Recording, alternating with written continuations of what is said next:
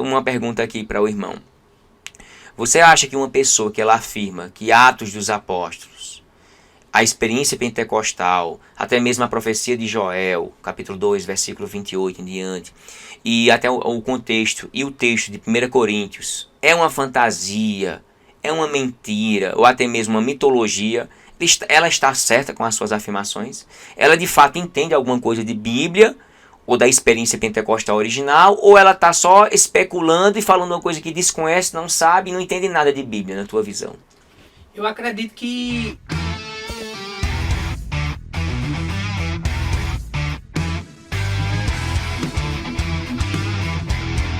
não tem entendimento bíblico, né? Porque Mas se ela se achar que conhece a Bíblia porque tenha talvez até uma graduação em teologia, um mestrado ou até mesmo um doutorado em teologia, e ela tem um título. O título representa alguma coisa quando você não tem a experiência? representa nada. Eu também De acho. forma nenhuma. Que eu posso ter o título e dizer, não, eu posso ser pós-doutorado, PhD em teologia, filosofia, seja o que for, e dizer, não existe essa experiência. Claro, não existe para mim, que não busquei.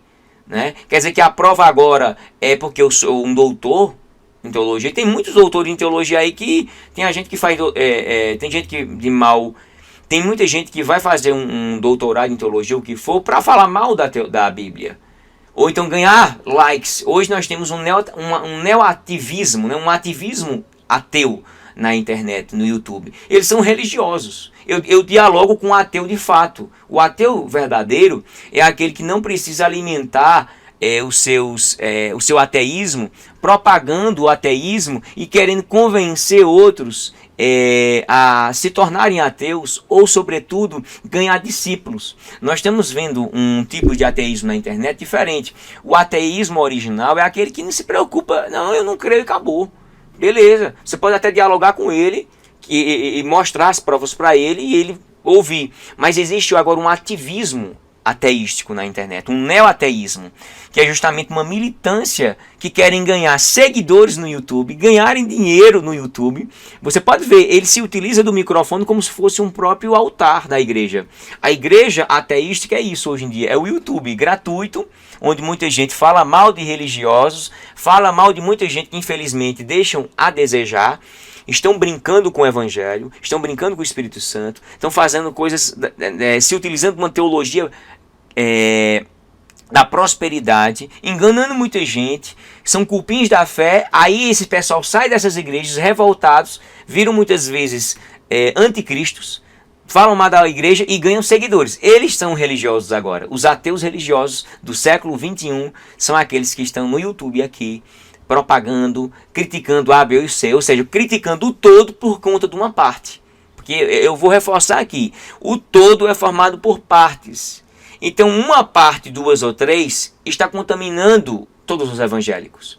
Aí quer dizer que eu estou criticando todos os evangélicos por causa de uma classe, duas ou três. Isso é o perigo que está acontecendo. Então, na sua visão, essa pessoa, esse tipo de pessoa, realmente ela está equivocada, não sabe nada de Bíblia, então ela só tem um título, mas não tem a experiência. É verdade.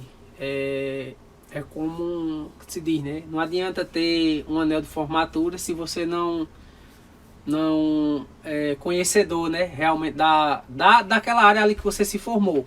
Não somente conhecedor, mas praticante, praticante, né? Exatamente. E a Bíblia não só relata no livro de Atos, né? São vários relatos.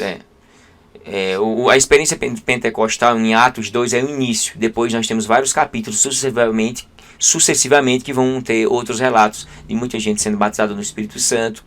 Nós temos 1 Coríntios também, 12, 13, 14, onde fala. O próprio Paulo fala aqui, em 1 Coríntios capítulo 14, verso 2, diz o seguinte: porque o que fala em línguas desconhecidas não fala aos homens, senão a Deus. Ou seja, ele está falando em línguas estranhas, não está falando para o homem entender, ele está falando para Deus. Então Deus sabe o que está sendo falado.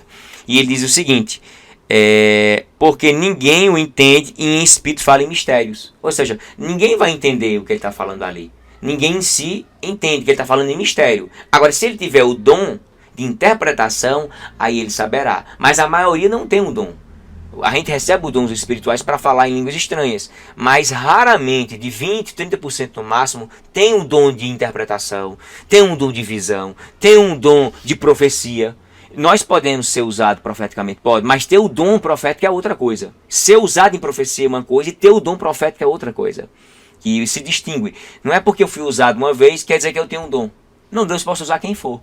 Né? E ele diz, porque o que fala em línguas desconhecidas não fala aos homens, senão a Deus, porque ninguém o entende. E em espírito fala em mistério. Mas o que profetiza fala aos homens, para edificação, exortação e consolação. O que fala em línguas desconhecidas edifica-se a si mesmo, mas o que profetiza edifica a igreja. Então, Paulo está falando a importância do dom de profetizar. Ó. E eu quero que todos vós faleis em línguas, ou seja, o desejo de Paulo é que todo mundo falasse em línguas, mas nem todo mundo fala em línguas estranhas, mas muito mais que profetizeis, porque o que profetiza é maior do que o que fala em línguas, a não ser que também interprete para que a igreja receba edificação. Então Paulo faz uma instrução, explica o que é que deve ser na igreja, porque tudo tem que ser feito com ordem e decência. Caso contrário, vai ser um monte de menino, um monte de neófito brincando com o Espírito Santo. Irmão, tem alguma consideração final para fazer? O que eu penso sobre essas perguntas aí é que as pessoas, antes de criticar sobre o dom do Espírito, procure estudar mais, procure ler mais, peça a Deus, peça sabedoria, peça entendimento para ler a Bíblia, para o Espírito Santo de Deus guiar, abrir a mente, para não blasfemar contra o Espírito Santo de Deus, pois todo aquele que blasfema contra o Espírito Santo de Deus não tem perdão. Amém. Pois foi um enorme prazer ter essa conversa com o irmão, que Deus o abençoe, e essa será um dos blocos aqui, né? Um dos blocos aqui sobre experiência pentecostal. Trarei muitas outras pessoas e também os nossos convidados também poderão em outro momento trazer para relatar alguma outra experiência pentecostal no seu ato de ver, no ato de presenciar, no ato de Deus o usar. Apoie, meu irmão. Deus abençoe você e sua vida. Amém. Deus abençoe. Deus abençoe. Glória a Deus.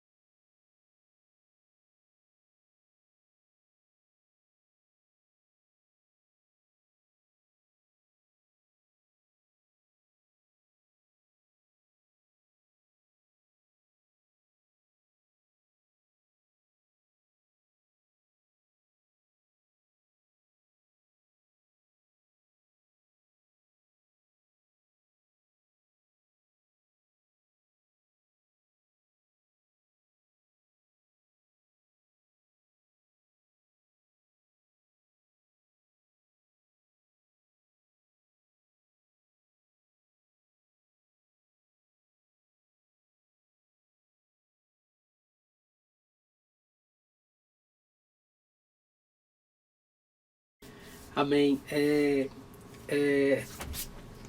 Se preocupe não. Como é que o irmão